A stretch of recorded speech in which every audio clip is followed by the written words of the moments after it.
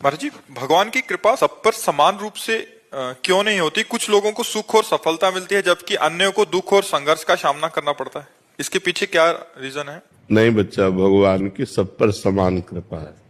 सब मम प्रिय सब मम उपजय। आँख कान नाक सब शरीर की सुविधा, सबको वायु, सबको सूर्य, सबको चंद्रमा, भगवान की तरफ से सबको समान कृपा है।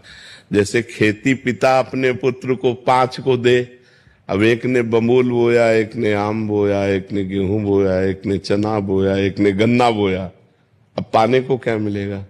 बमूल वाले को कांटा मिलेगा, गन्ने वाले को गन्ना मिलेगा, चने वाले को चना।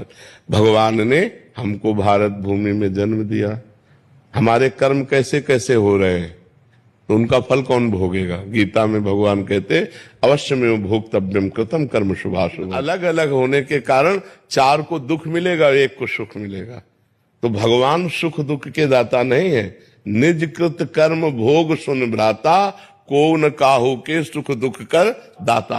अपने कर्म का भोग ही हमको भोगना। बच्चा, हम लोगों से कर्म खराब हो गए, भगवान ने ऐसा नहीं किया। भगवान का कोई प्रिय हो, भगवान का कोई अप्रिय हो, ऐसा नहीं। सब मम प्रिय सब मम उपजाए। सब भगवान के बेटे हैं, सब भगवान से प्रकट है और सबको भगवान बराबर प्यार करते हैं। सब पर मोरी बराबर दाया, भगवान ने कहा।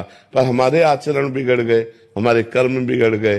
तो जैसे हम कर्म करते, पाप कर्म का फल दुख और पुण्य कर्म का फल सुख। तो हमारे द्वारा जब पाप कर्म अधिक होते तो हमें दुख भोगना पड़ता है। देखो नहीं, मनमानी मनुष्य शरीर मिला है, मुर्गा खा रहे, बकरा खा रहे, गाय खा रहे, भैंसा खा रहे, राक्षस बने हुए लोग हैं। देखो ना आजकल क्या हो रहा है, गर्लफ्रेंड बॉयफ्रेंड व्यभिचार की प्रवृत्तियों। अब इसका फल तुम सुख चाहोगे?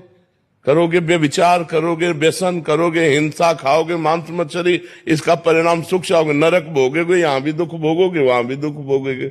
संयम से चलो, ब्रह्मचर्य से रहो, शास्त्र स्वाध्याय करो, सत्संग सुनो, नाम जप करो, जीवों पर दया करो, दूसरों का मंगल करो, अभी आनंद आ जाएगा।